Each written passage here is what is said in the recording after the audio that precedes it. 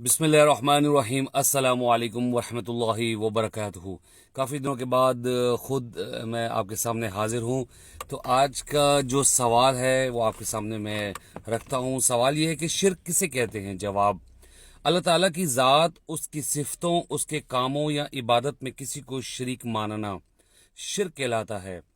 اللہ کے نام میں کسی کو شریک کرنے کا مطلب یہ ہے کہ مخلوق میں سے کسی کو یہ نام دے دینا یا اس نام میں کچھ تبدیلی کر کے کسی کا نام رکھ دینا، جیسے مشرکین مکہ نے اپنے ایک بت کا نام لات رکھا تھا، جو لفظ اللہ کی تبدیل شدہ شکل تھی۔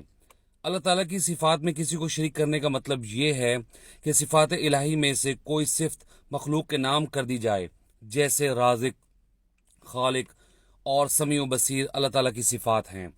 اب کسی مخلوق کے بارے میں یہ کہنا کہ یہ بھی رزق دینے والا ہے، اولاد دینے والا ہے اور ہر جگہ سننے اور جاننے والا ہے، تو یہ اس کو اللہ کی صفات میں شریک کرنا ہے۔ اللہ تعالیٰ مالک الملک، ساری خدائی کا بادشاہ ہے۔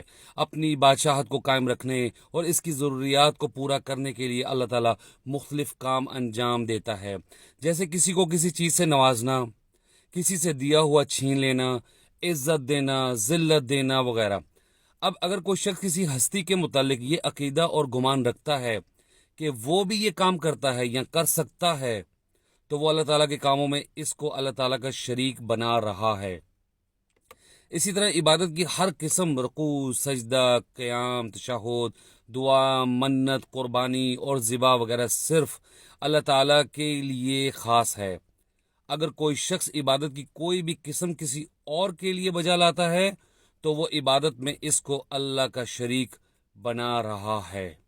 میں امید کرتا ہوں کہ اللہ تعالی ہمیں ان جو معاملات ہیں ان سے بچائے، شرک سے بچائے، کیونکہ جو شرک کرتا ہے وہ مشرک ہو جاتا ہے، اور جو مشرک ہو جاتا ہے پھر اس کو جنت نہیں ملے گی۔ یہ اللہ کا وعدہ ہے، مشرک کو جنت نہیں ملے گی، چاہے وہ کتنی بھی نیکیاں کر کے لے کر آ جائے۔